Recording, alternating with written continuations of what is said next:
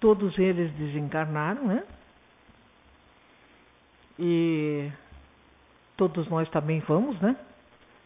Então é uma coisa importante de a gente saber que esse livro, de uma forma bem esclarecida, nos ensinou, deu 5 exemplos e como é que nós podemos ir de forma tranquila, em paz, serena, sem problema. Mas nós pedimos no início desta reunião a Jesus que nos abençoe a todos, que possamos estar em paz e serenidade, que essa noite em que aqui nos congregamos juntos, que possamos estar com a mente e o coração abertos para as resoluções que deveremos tomar logo mais. Nos abençoe, Senhor, nós que estamos em busca sempre do esclarecimento, para, sabendo mais, podermos agir melhor. Obrigada, Jesus. Ser conosco. Então, o capítulo 20 é o capítulo de ação de graças. A base desse capítulo são as 2 preces, né, que já foram feitas, e eles estão se preparando para as despedidas. Trabalharam com esses 5 irmãos aí, 5 amigos, e vão voltar para o posto de onde eles estão. Vejam que existe uma alegria muito grande ao voltarem, porque quando você já fica num posto da espiritualidade, que mesmo que ele ainda seja no umbral, porque como o nosso lar, ele é construído no umbral. Os outros postos todos que nós vimos, Casa de Fabiano, tudo é no umbral. São vários postos de socorro, como aqui. Nós podemos estar num jardim maravilhoso, estar lá no Jardim Botânico, vendo aquela beleza, em parques e praças, e ao mesmo tempo podemos estar num lugar muito feio, onde pessoas de má índole cometem muitos crimes. Então as coisas convivem assim, lado a lado. E nós nos posicionamos conforme a nossa vibração. Então você só não entrou no capítulo 20. Tá. Mas é isso, eles estão, né, efetivamente, as saudades de nossa vida harmoniosa e bela, nos planos mais altos, dominavam-nos o coração. A partir da hora em que a gente conhece um lugar melhor, fica difícil de voltar para o lugar antigo. Né? Então, não sei se está todo mundo bem quentinho aqui, porque daqui a pouco nós vamos desligar para que ninguém saia daqui estando muito quente o ambiente, para pegar um frio de repente lá fora. Então nós vamos fechar daí a porta, deixar bem quentinho, e daqui a pouco a Clarice faz a gentileza e desliga. O que nós podemos dizer daqui? A Ira tem alguma coisa para falar da Adelaide? Porque olha, eu cacei tua palavra lá, me entregaram na boca do capeta. Eu estou lá. Então você fale agora, por favor, fale tudo que você quiser falar.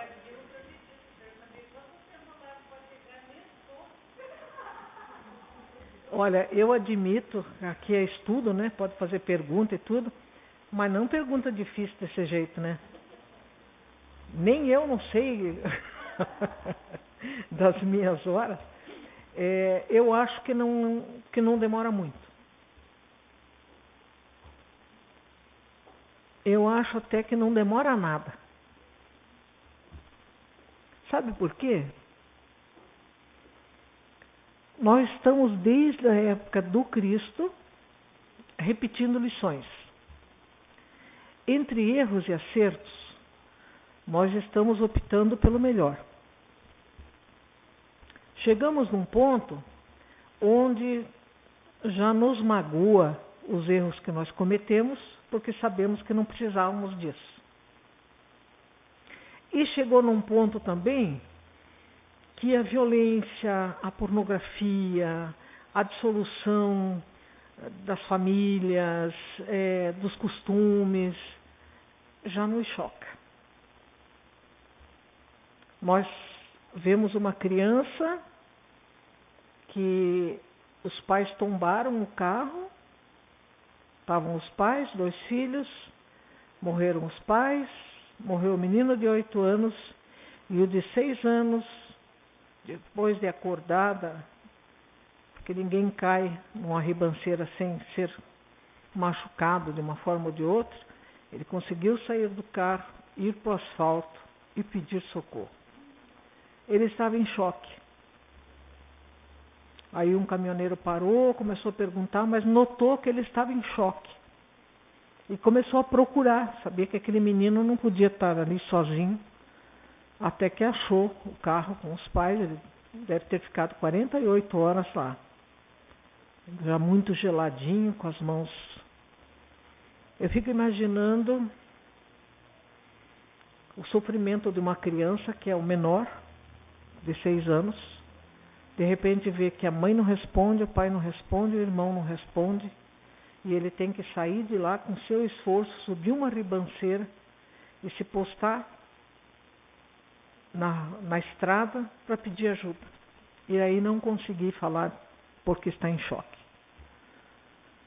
Então a gente vê que a providência divina, ela está presente em todas as situações.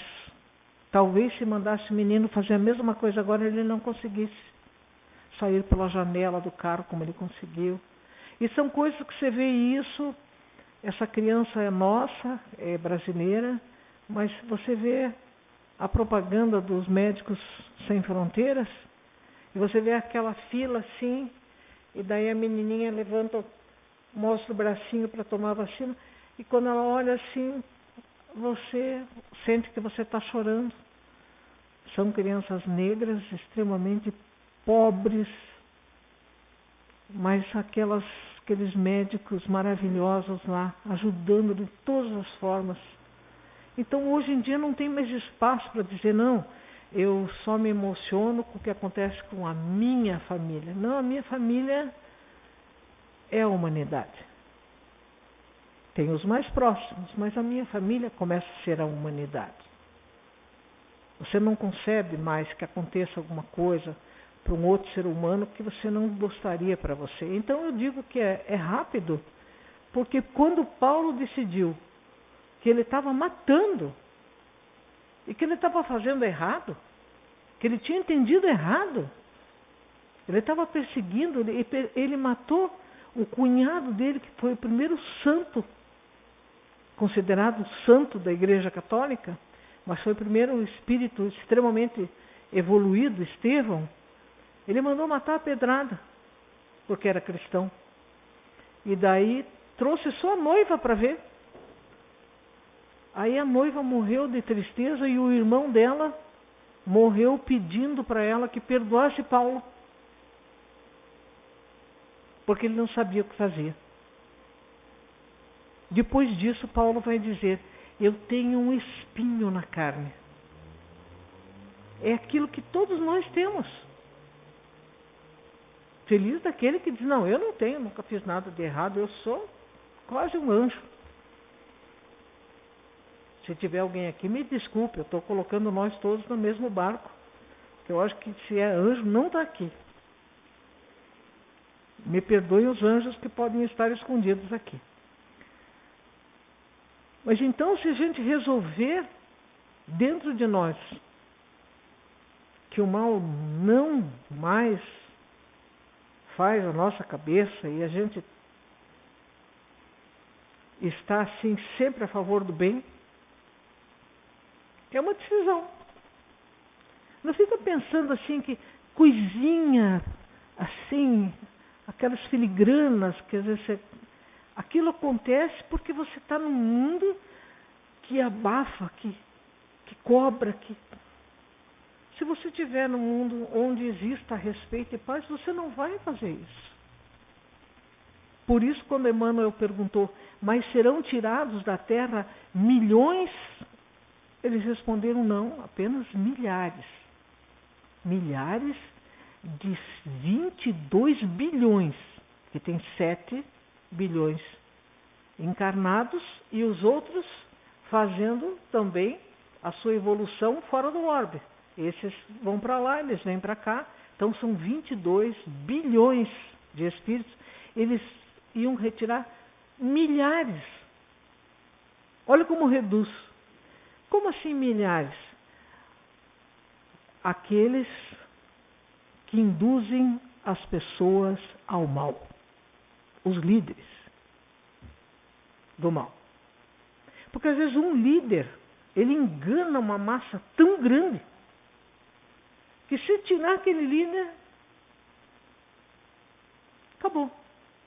Bota um bom líder ali e aquela massa se tornará melhor. Porque ela ainda depende de um líder. Ela não entendeu que só temos um líder. Então, às vezes, as pessoas passam aí, épocas como essa, estão angustiados. Ai, eu estou preocupado. Eu não estou. Mas eu não estou mesmo. Porque muito acima de quem quer que seja, e vai ficar só o tempo que Deus determinar, tem Ismael, que é o grande sociólogo que está aqui entre nós, cuidando da parte da sociologia. E tem Jesus, ele está no leme. Enquanto nós precisamos aprender algumas coisas e a maioria precisa, nós passamos por certas dificuldades. Mas a hora em que eles resolverem, é tão comum isso aí é tão claro, é tão recente na história do nosso país, que todo mundo sabia que o nosso Tancredo ia assumir a presidência. Mas disseram, não vai. No dia seguinte ele morreu, não assumiu. Não assumiu. E quem trabalhava no setor administrativo como eu, deve ter adorado aquela época, porque o que tinha que fazer de conta da URV, todo dia fazer conta, e eu trabalhava no comércio. Quanto custa esse livro aqui? Espera um pouco. O URV de hoje, todo dia. Chegava no supermercado, você só escutava tac, tac, tac, tac, tac, carimbando. Outro preço, outro preço, outro preço. Nós passamos por isso, não passamos? Então, aprendi a fazer conta mais rápido. Você ia preencher um cheque, a pessoa não pegava o cheque naquele dia, não valia mais, porque a URV já tinha mudado. Você tinha que recalcular. Então a gente tem que ficar tranquilo, porque nós não estamos aqui, nós não temos líderes homens. Nós temos pessoas que ocupam encargos, mas eles terão que prestar contas. E nós das nossas atitudes. Então não tenho a menor preocupação. O que importa é que eu me conduza corretamente, seja quem for que está lá em cima. Eu não preciso do guarda apitando para eu saber que eu não posso parar com o carro em cima da grama da frente da casa dos outros.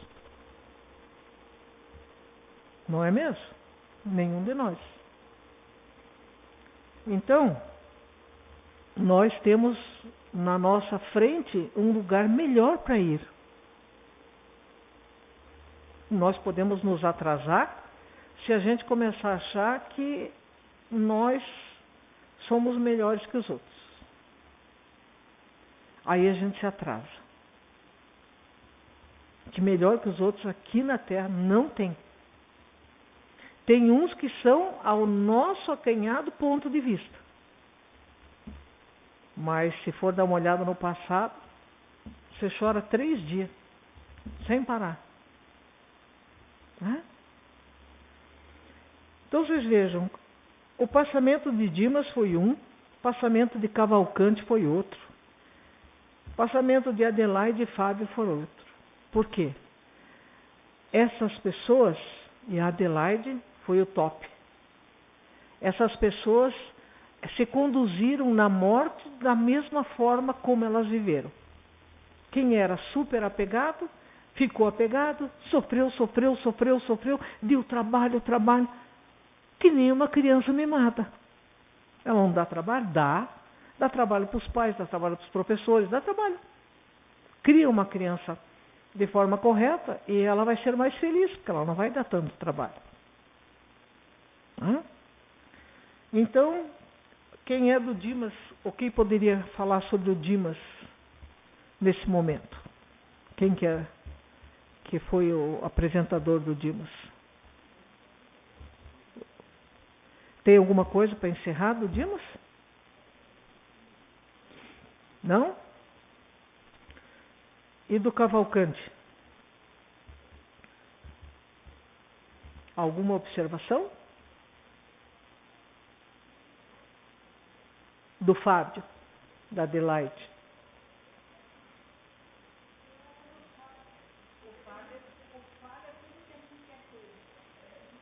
O tudo que a gente pode ser.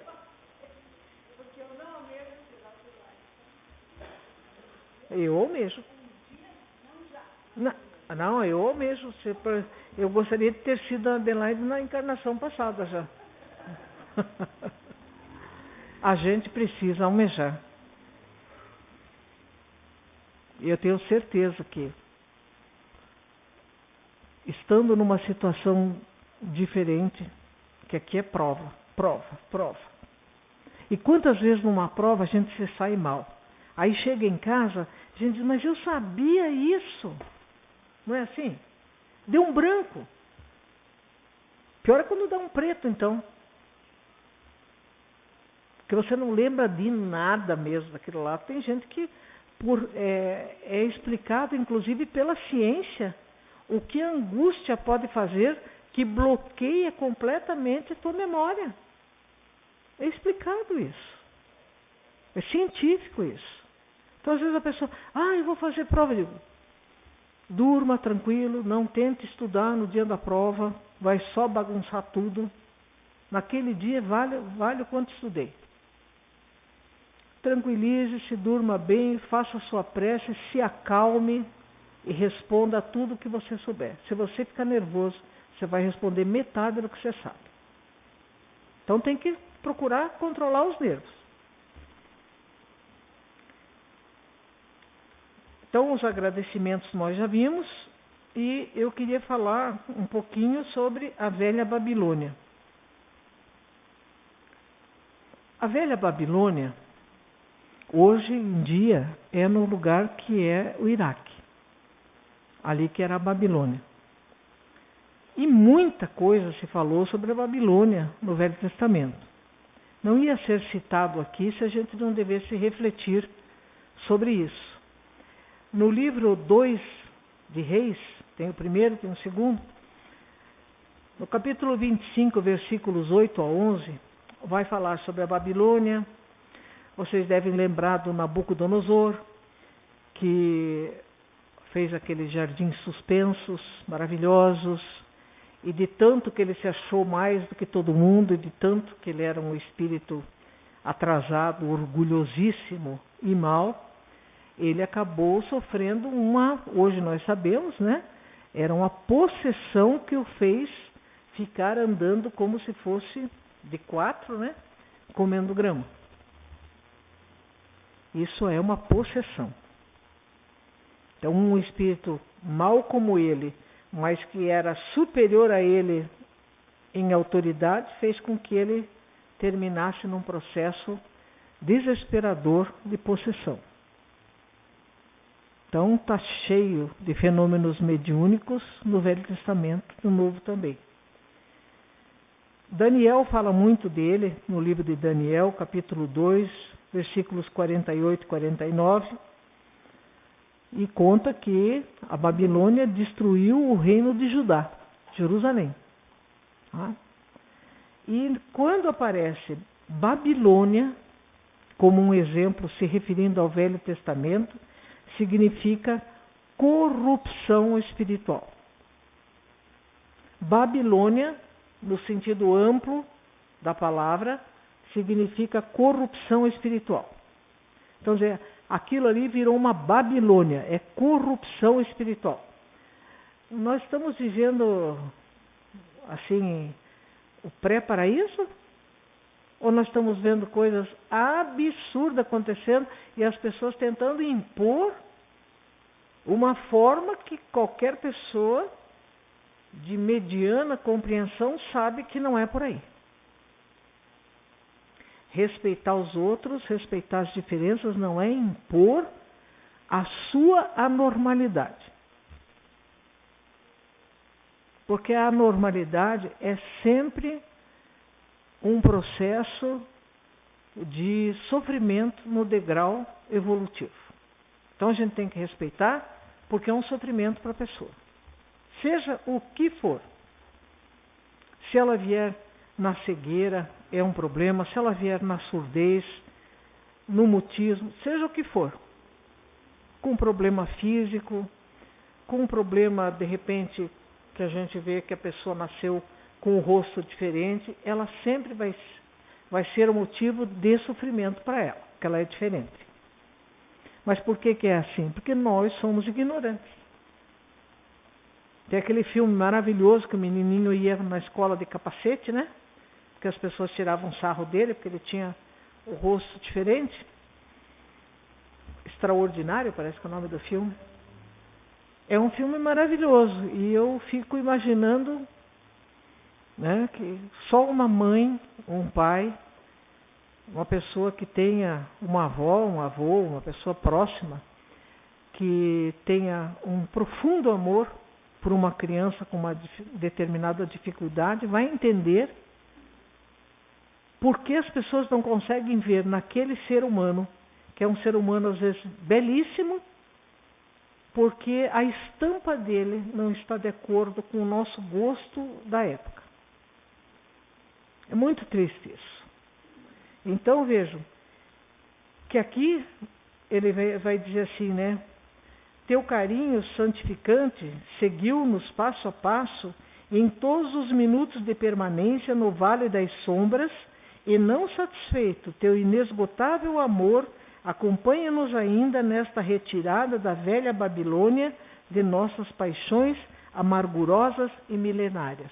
Nós estamos vivendo na velha Babilônia. Tem lugares que parecem Sodoma e Gomorra. Quando Paulo fala nas suas cartas e ele se refere aos coríntios, é importante que a gente pense da seguinte forma. Existiam os coríntios na forma romana e os coríntios na forma grega, que uma civilização dominou a outra. A civilização romana dominou a grega, tirou da grega o que tinha de importante e impôs muitas coisas ali. Quando Paulo se refere, quando ele faz as suas cartas, as suas admoestações aos coríntios, aquela cidade estava virada numa Sodoma e Gomorra. Era muita imoralidade. Então, quando a gente vai ler ali, em vez de chegar e dizer, nossa, porque a gente às vezes lê uma tradução só. E a tradução, vocês sabem, para fazer um estudo você tem que ler no mínimo 5, 6 traduções. Porque muda muito. E você lê o livro, a Bíblia numa tradução só. Daí você diz assim, nossa, como Paulo era machista. Se você lê o livro Paulo e Estevão e vê aquele homem do seu tempo levando flores e poemas para sua Abigail, aonde que está o machismo? Mas ele tinha que chegar naquele lugar e dizer, homens, comportem-se como homens nos seus lares e mulheres, comportem-se como mulheres dentro dos seus lares. Porque aquilo era uma bagunça. Muito dinheiro, muita ociosidade e muita imoralidade. Quando a gente sabe sobre isso, que aquela lá era um Corinto dominado, modificado, a gente entende. Aí, quando falam aqui que nós estamos na Babilônia, nós vamos entender, ao terminar esse livro, nessas preces maravilhosas que elas fizeram, né, que a Adelaide faz e a Zenóbia faz, nós vamos entender que isso aqui que elas fazem, aqui eu lembrei do tempo do colégio, né, que essa prece que ela faz, porque vocês já devem ter lido, é um capítulo bem curtinho, então vamos procurar falar de alguma coisa que não está no texto, mas para enriquecer o texto, né? A Gênese, como está no livro, na Bíblia, o primeiro livro da Bíblia, ele era cantado. Ele era cantado. Então, nós temos que ler sabendo que aquilo é literatura. Ele não tem, em momento nenhum, ele quer ser ciência exata. É literatura. E essa literatura era cantada, contando a história de uma criação para que todo o povo, independente do conhecimento e da idade, entendesse. Então eles cantavam. E aqui, quando eu fui ver esses versos maravilhosos, esses versos aqui, lembrou do tempo da 8ª série, onde a gente estudava a versificação, é um heptassílabo, ou uma redondilha, né? Porque existe a redondilha maior e a redondilha menor, que são 7 sílabas. Você vai contando até a sílaba tônica e você conta aqui e você vê que fecha em 7. 7. 7. Então é uma redondilha maior, que a redondilha menor é em 5. Você conta e você termina de contar o verso na sílaba tônica, né? Quando errávamos aflitos, você vai contando, vai dar ali sempre 7. Ou 5. Então, esses versos aqui, veja que esta prece que ela faz é um poema. É um poema justinho. Com essas palavras maravilhosas, suportaste-nos sem queixa, o menosprezo impensado, no sublime apostolado de terno e infinito bem. Em resposta aos nossos crimes, abriste nosso futuro, desde as trevas do chão duro aos templos de luz do além. Dá 7, 7, 7, 7. Como que pode falar tudo isso encadeado em poema, com as sílabas certinhas? Aí a gente entende que quando, a partir da hora em que Jesus é preso, tudo que ele cita, e se você pegar lá a Bíblia de Jerusalém, do ladinho refere de onde ele está tirando aquilo. A partir da hora em que ele é preso, ele só recita salmo. Então aquele Salmo 22 que ele recita, Deus, meu Deus, por que me abandonaste? Ele está cantando um salmo. Para que o povo que está ouvindo e que todo sábado repetia aquilo, então todo mundo sabia a letra da música, e entendesse que ele estava dizendo, eu sou o Messias que há de vir e que cantaria o salmo do sofrimento. É um salmo. Não é que ele ficou com medo e disse, ai meu Deus, porque o Senhor está me abandonando. Mas aí, como é que ele vai passar a mensagem se na hora maior ele ficar com medo? Ele canta o salmo. Senhor, Senhor, por que me abandonas? Eu já ouvi esse salmo em hebraico. Dá uma emoção na gente. Porque o hebraico não podia ser falado pelas mulheres. Só os homens que falavam hebraico. Não podia chegar em casa e dizer, vou te ensinar um versinho. Não, você fala aramaico. O hebraico era só para os rabinos, para os fariseus e tudo mais, quem estava lá no templo, e os homens. Interessante, né? Mas as mulheres aprendiam, escutavam eles cantando. Nós ficava em outro tempo. Mas tem como você ficar lá na secretaria e não escutar se a gente estiver cantando aqui dentro? Não tem, né? Você aprende. Então, quando soou a derradeira nota do hino repassado, hino de misterioso encanto, olhos nevoados de lágrimas, trocamos com Zenóbia carinhoso abraço de adeus. Nós outros, os da expedição socorrista, tomávamos os recém-libertos pelas mãos. Olha só que lindo. Seguram a gente pela mão. Quer segurança maior do que alguém oferecer uma mão para uma criança espiritual, que somos nós? Cercados de amigos que nos seguiam alegres e venturosos, a caminho das zonas mais elevadas. Estranho e indefinível júbilo nos vibrava no peito, empolgado de vigorosa esperança, e depois de atravessar os círculos de baixo padrão vibratório em que se localizava o Instituto de Fabiano, ganhamos região brilhante e formosa, coberta pelo céu faiscante de estrelas. Saudando-nos de muito longe, o astro da noite apareceu em maravilhoso plenilúnio, lua cheia, emitindo raios de doce, evanescente claridade, que depois de nos iluminar o caminho numa pulcritude, que é uma limpeza total, uma evolução, de sonho, desciam céleres para a crosta da terra, espalhando entre os homens o convite silencioso à meditação na gloriosa obra de Deus. É bonito, né? Lembrei de um decassílabo de Camões que eu acho que fecha muito bem esse nosso estudo. A Dinda conhece bem esse decassílabo, né? Alma minha gentil que te partiste tão cedo desta vida descontente, repousa lá no céu eternamente e viva eu cá na terra sempre triste.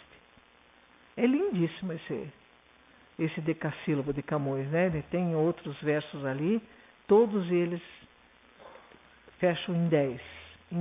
Eu fico pensando que maravilha a pessoa que consegue expressar o sentimento de uma forma tão bonita e sempre terminando a versificação corretíssima, como uma pauta de uma música.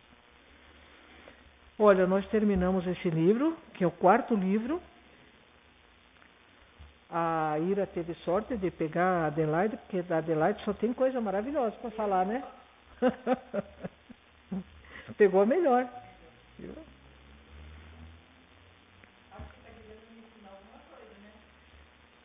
Eu acho que aquela pergunta que você fez está respondida. É só fazer o que ela fez e toca o barco. E depois tem outra. Não tem assim você dizer, poxa, mas 45 anos eu fiz assim. Não interessa. Não olhe para trás. Olhe para frente. Eu não posso me comparar com ninguém. Sempre que eu me comparo com ninguém, eu comparo os outros com outra pessoa, eu estou cometendo uma injustiça muito grande. Eu só posso me comparar comigo mesmo. Antigamente eu era melhor ou era pior? Ah, eu era igualzinha. Tá ruim então. Tá ruim, tá muito ruim.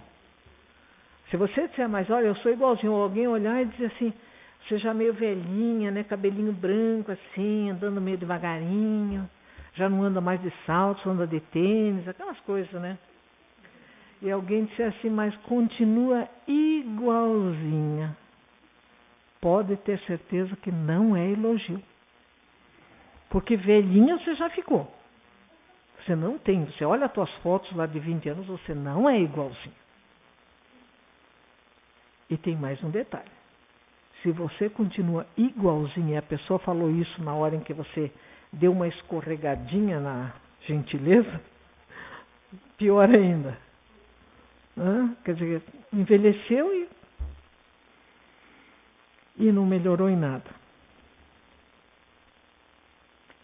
No mundo maior, nós vamos estudar nesse livro a casa mental. Esse livro é uma beleza. Nós acho que temos uma condição agora um pouco melhor. Nós estudamos, a primeira vez que nós lemos esse livro foi em 1987. Em 1887, eu não sabia nada do que eu sei agora.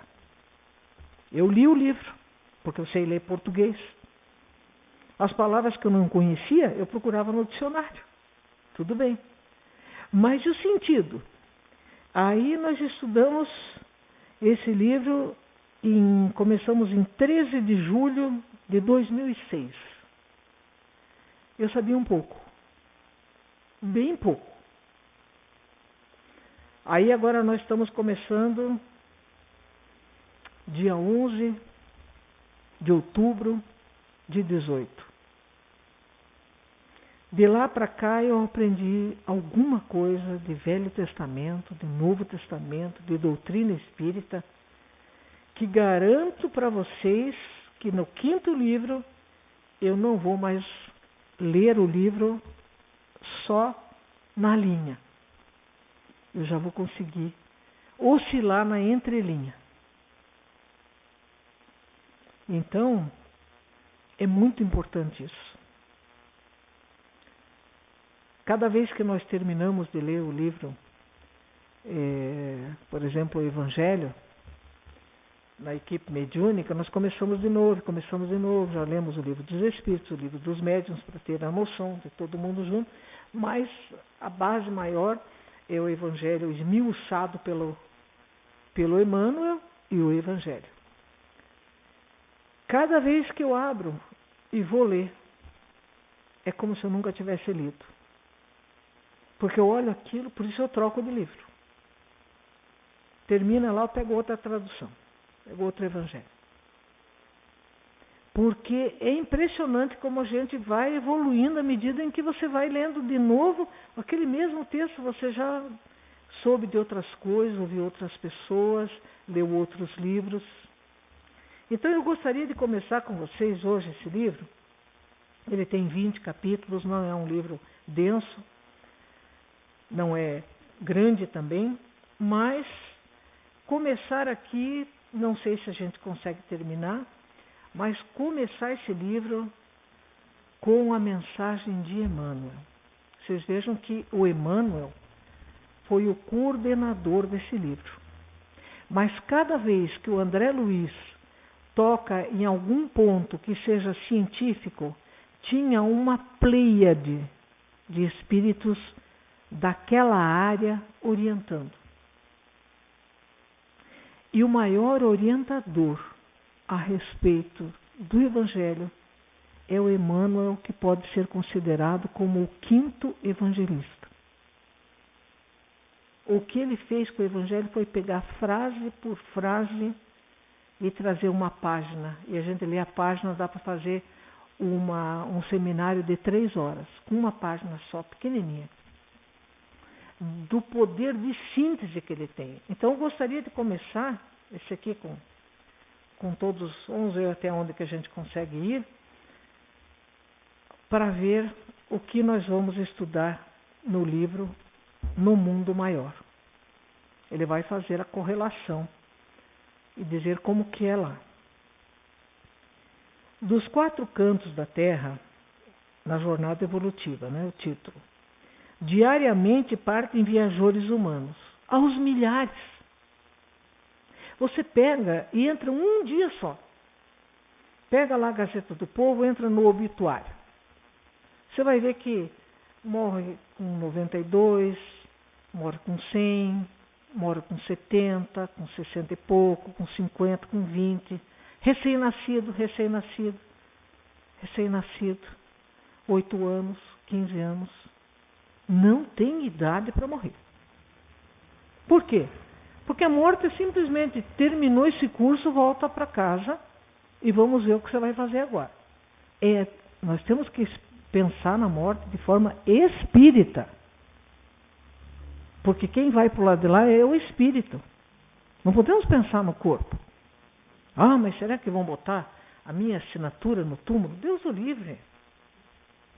Ah, mas será que... Esqueça. Você, aquilo ali é uma roupa velha que você está devolvendo para a natureza.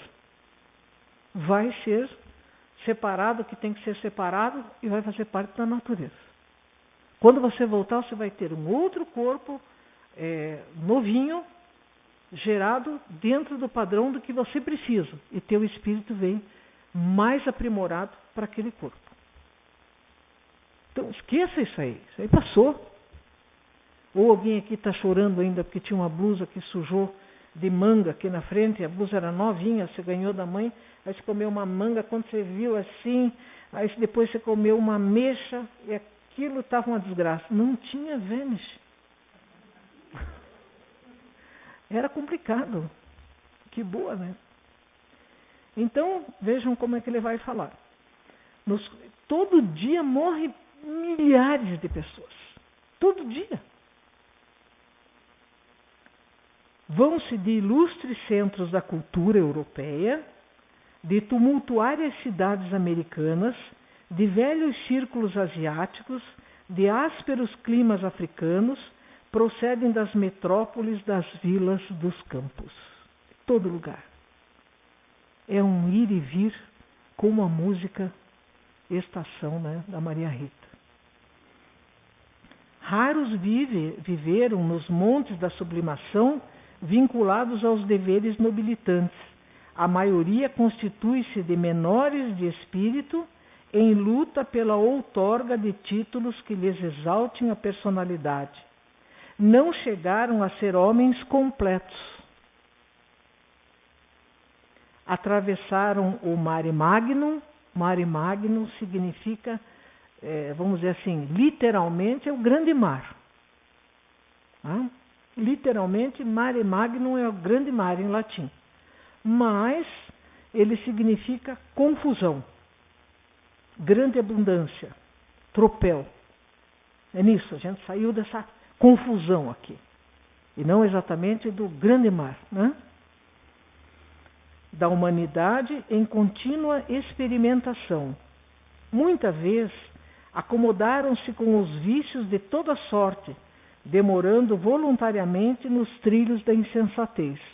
Se a gente quiser encostar no boteco e ficar bebendo até morrer, pode. Ninguém vai proibir. Só que você volta, fígado estourado, com tudo aquilo que você fez com o teu corpo, para aprender que não é assim que trata o corpo. Aí o pediatra vai examinar o nenezinho e diz, tem um fígado palpável. É assim que fala, né? Pois é. A criancinha, os pais são super caprichosos, não tem poeira naquela casa, ninguém fuma, não, tá uma beleza. A criança nasce, uma bronquite asmática terrível. É o fumante de ontem que estourou, acabou com o pulmão, volta assim. E que quer coisa pior na vida do que puxar a respiração e não achar? Mas a gente faz porque quer. E para quando quer. Você não nasceu fumando. Então, se você está fumando, pare. Se você está encharcando de bebida, pare. Se você está comendo até se sentir mal, pare. A gente pode fazer isso. Muitas vezes nós paramos em vícios de toda sorte, demorando voluntariamente nos trilhos da insensatez. Apesar disso, porém, quase sempre se atribuíam a indébita condição de eleitos da providência. Às vezes a gente faz tudo isso e acha assim que Deus está a nosso dispor. Porque a gente daí, quando está um probleminha, a gente diz, ai meu Deus, socorro, agora eu vou entrar numa fria danada, o Senhor me acuda. Mas quando você estava entrando na fria, você não pediu socorro. Você não fez o que era para fazer. E tem gente que acha que pode fazer tudo que nunca vai chegar fatura para pagar. Que nem esses bancos estão fazendo aí agora, que graças a Deus que o poder público vai tomar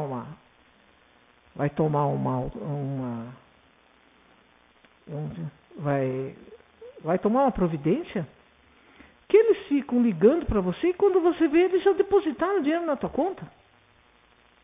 Só que quando você... Não, eu não quero esse dinheiro, estou devolvendo. Não, mas já vem junto a cobrança. E daí, se eles depositaram 2.000, você vai pagar 4.000 com os juros embutidos. E eles retiram. Então, o que eles fazem? Pensa que, como diz o Yuban, que lembrei muito dele, sou velho, mas não sou bobo. Eles pensam que todo velhinho é bobo. Então, eles oferecem um dinheiro e depois eles cobram e a pessoa, quando vê, está endividada e não consegue sair daquilo. E a cobrança, graças a Deus que eles vão tomar providência. Graças a Deus.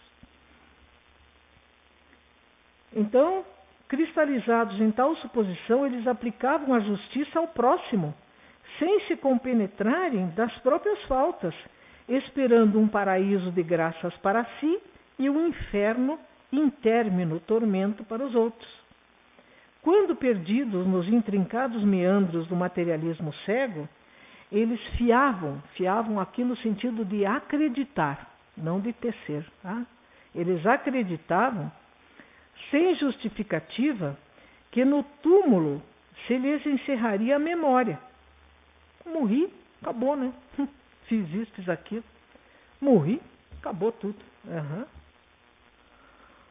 Lembra que o André Luiz escutava suicida, suicida. E ele mesmo dizia, eu lutei que nem um louco por causa daquele câncer. Como que eu sou suicida? Era assim. Porque a forma que ele pegou aquele câncer não era nada aconselhável às pessoas corretas. Então é um suicida. Uma doença venérea maltratada, num médico, é um suicida. Sem justificativa que no túmulo se lhes encerraria a memória. E se filiados a escolas religiosas, raros excetuados, contavam levianos inconsequentes com privilégios que jamais nada fizeram por merecer. Ah, mas olha, vai morrer, chama o padre. O padre chegava e dava a extrema unção, que é o último benzimento. E dizia que a gente estava perdoado de todos os pecados e recomendava a nossa alma a Deus, dizendo, olha, vai deixar um bom dinheirinho para a igreja, então o senhor também coloca num bom lugar aí no céu. O padre fazia isso porque era ignorante também, nem entendia o que estava lendo. E a gente acreditava porque era safado, que sabia que não tinha méritos e Deus não podia ser injusto. E a gente fica nessa... Tem gente até hoje, né, que está nessa chantagem com Deus, o senhor me dá isso, que eu te dou aquilo. Mas o que você pode dar para Deus que não seja dele? E Deus está interessado se teu filho vai ter o cabelo comprido, curto. Ah, mas se meu filho passar... Eu duro a gente ter que escutar isso aqui dentro. Se meu filho passar no vestibular, durante 3 meses eu vou distribuir 25 cestas básicas. Aí eu disse, mas você tem dinheiro para distribuir 25 cestas básicas? Eu tenho. E por que você não está distribuindo? Agora já. Aí a pessoa fica, né? Podia, né? Olha a chantagem com Deus. O que Deus tem com a cesta básica que você vai distribuir? Você já mostrou que você acredita que ele é um árbitro de futebol daqueles compráveis, que nem todos são compráveis. Porque você oferece um dinheirinho, ele muda o jogo. Que nem o jogador, né? Tão engraçado, né? Graças a Deus, nós conseguimos hoje um bom resultado, porque Deus nos ajudou. Mas olha que Deus cada hora está num time. Olha, ele que fica num time só, que coisa. Graças a Deus, Deus nos ajudou. Meu filho imita direitinho as entrevistas, você mata de dar risada. Porque sempre, e diz que isso é ensinado pelo técnico. Você sempre fala de Deus, diz que graças a Deus, tudo em nome de Deus. E a Deus, olha, graças a Deus que Deus me ajudou, eu fiz esse gol. Que engraçado, e os outros todos que ele chutou, quem foi que não ajudou? Quem foi que entortou a bola para fora? Será que foi o capeta? A gente vê assim o quanto que nós somos ainda pequenininhos. Mas se Deus quiser, eu vou melhorar. Essa pegou fundo, né? Essa doeu, né? Mas desde quando que Deus não quer que você melhore? Só que você usou tanto, digamos, tanto, uma blusa de seda, mas usou tanto, lavou tanto, passou tanto, que um dia você levanta o braço e faz... rasgou. Daí você diz assim, eu vou costurar e onde eu pus a agulha rasga também, não adianta, está podre. O que você faz? Você pede para Deus ou você vai na loja e compra uma outra blusa? É a mesma coisa. Chega uma hora que gastou. Não dá mais. Esgarçou.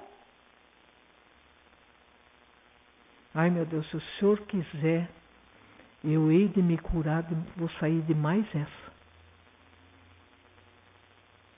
Mas curou o espírito? Ou quer curar o corpo e o espírito continua pusilânime?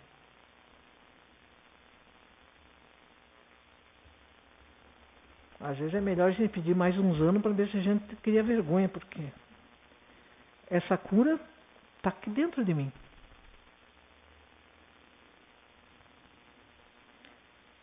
Olha só o que ele vai dizer.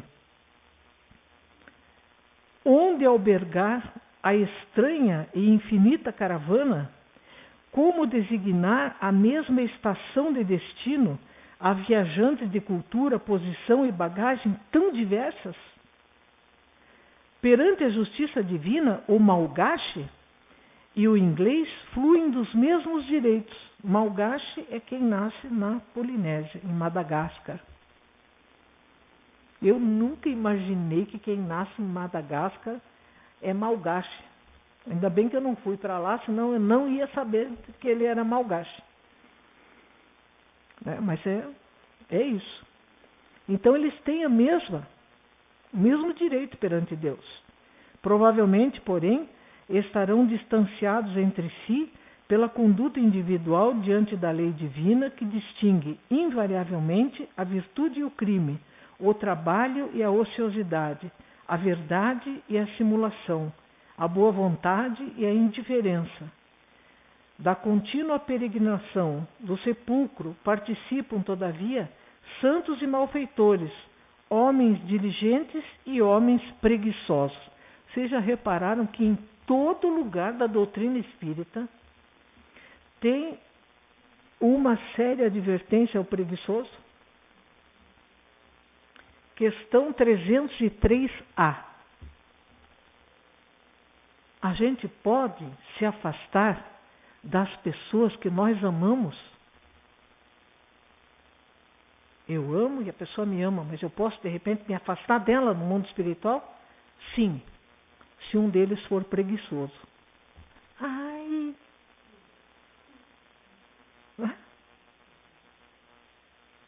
A questão da preguiça é uma coisa séria. Todo mundo tem preguiça. Não tem ninguém que não tenha preguiça. Mas o que a gente tem que fazer? Lutar contra a preguiça. Não é isso?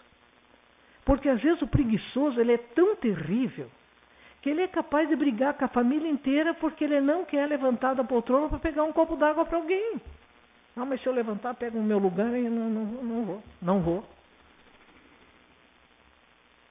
Ele é capaz de brigar com todo mundo porque foi feito um sorteio e quem tem que lavar a louça é ele.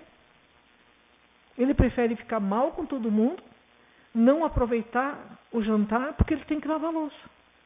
Mas ele gosta de chegar e pegar o copo limpo, o prato limpo, o talher limpo. Mas se você não lava, quem que vai lavar? E assim por diante. Preguiçoso é uma coisa horrorosa. Para ele não sair do lugar, ele é capaz de mudar até de ideia e de opinião, só para não sair do lugar. O preguiçoso é aquele que a gente faz uma equipe na escola, tinha uma raiva tão grande de fazer trabalho em equipe. Lembra? A gente se lascava, pesquisava. Pensa que tinha internet, tinha que ir lá na biblioteca, tinha 2, 3 dias, tinha que esperar o livro ficar livre. Você lia, você fazia a finalização, a outra pessoa se matava, fazia isso, datilografava, a outra fazia uma capa muito bonita, e o trabalho estava tudo feito. Aí, quando chegava no dia, a preguiçosa chegava e assinava o trabalho.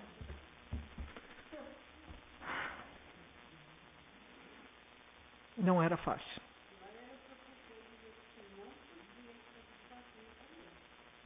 Não deixava. Posso fazer sozinha? Não, você tem que aprender a trabalhar em equipe. Mas não ensinava o preguiçoso que se ele não fizesse alguma coisa ali, ele não ia ganhar nota. E tinha gente que encostava em qualquer equipe, porque nenhuma equipe queria. Por quê? É o preguiçoso.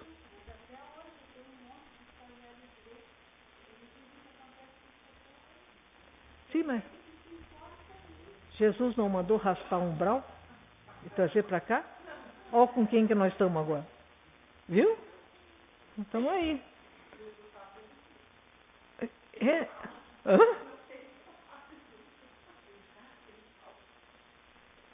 Porque é muito importante a gente prestar atenção nisso, porque isso aí tem coisas que acontecem e não precisavam acontecer.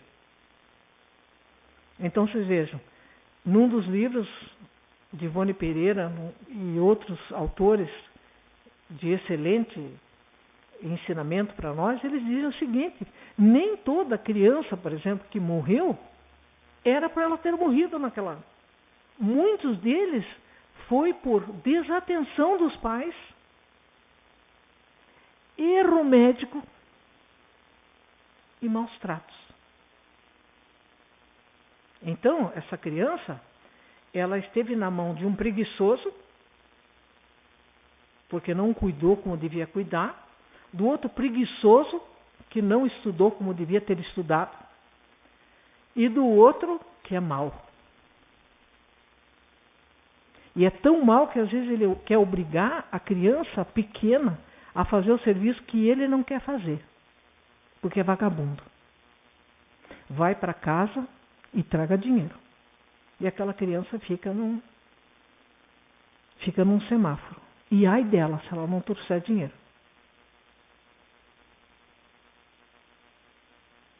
Tem uma história, uma vez, que a gente aprende muito com isso. Eu me tomei de amores por um menininho que ia numa loja, quando eu tinha uma loja de produtos naturais. E ele chegava com aquele pé no chão, tão rasgadinho, naquele frio. Eu disse, eu vou comprar um agasalho, um tênis. Medi o pé do menino, comprei um tênis para ele, comprei um agasalho, comprei camiseta, comprei tudo.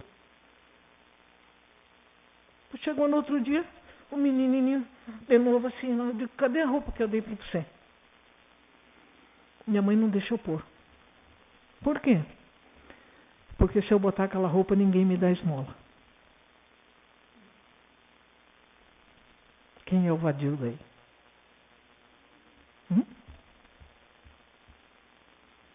Está ensinando o filho a ser vagabundo.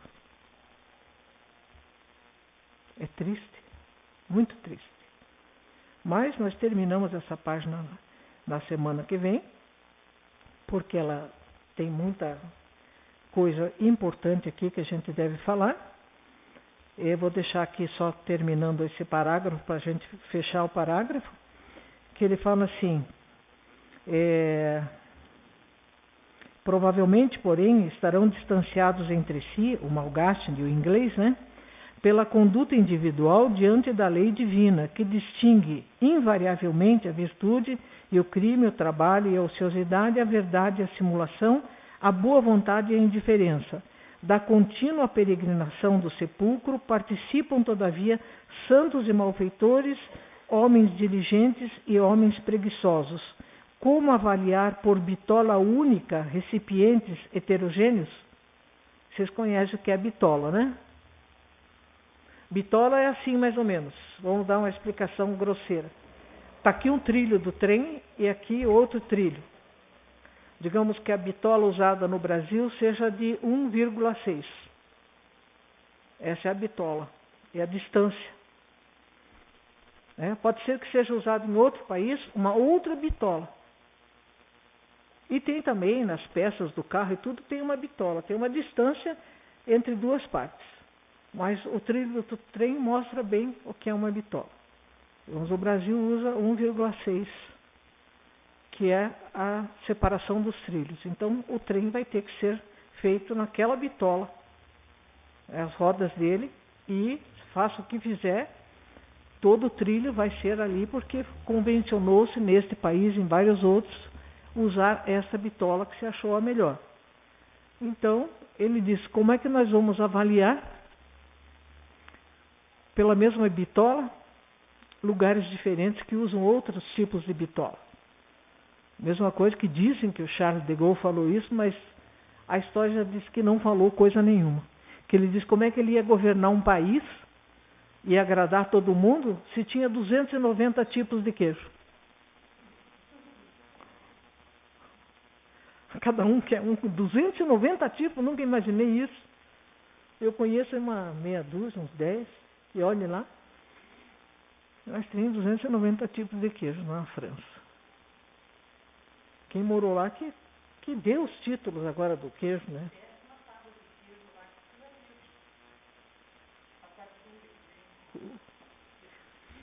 Mas é isso então, na semana que vem nós terminamos a apresentação desse livro e vamos entrar no primeiro capítulo. É um livro muito bom, nós vamos aprender muita coisa e na Casa Mental, nós que aqui na casa já fizemos praticamente todos os livros da série psicológica de Joana de Ângeles, nós vamos entender muita coisa, quem fez esse estudo, porque depois saíram mais 3 livros. Então quem fez o estudo com ela já tem um bom alicerce para entender os níveis da casa mental. Nós vamos trabalhar várias coisas aqui, um pouco de psicologia e tudo mais, graças a Deus que na doutrina espírita tem tudo. Agora uma pergunta que não quero calar. Quem são as pessoas que fizeram aniversário em outubro? Quem foi? Não, mas eu só perguntei quem vai fazer aniversário em outubro? Tem mais alguém? Vocês dois? Olha, na última quinta-feira, então vocês todos estão convidados, né? Teremos aqui um chazinho, um cafezinho, com um salgadinho e docinho para comemorar os aniversariantes de outubro, né? Então, vocês dois combinem o que vocês vão fazer, que nós só vamos ficar na apreciação, na degustação, na desmaterialização. Vamos então pedir a Jesus que nos abençoe a todos, que possamos refletir nas nossas condições, nas condições do nosso próximo, de fazermos todos os dias a aferição do que fizemos de bom, como nos orienta Santo Agostinho na questão 919 de O Livro dos Espíritos. Vamos nos perguntar ao dormir o que nós fizemos de bom e o que nós fizemos que não foi bom.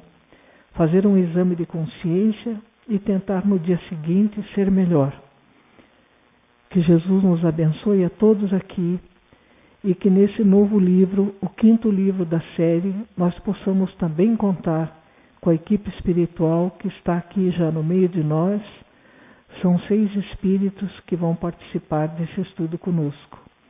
Agradecemos profundamente a Eurípides e a essa equipe que nos dá sustentação e que nos apoia nesta casa. Obrigada, Senhor. Essa é a nossa casa espiritual e sentimos muito bem ao chegarmos aqui e sairmos sempre melhores. Nos despeça, Senhor, na sua paz. Que assim seja.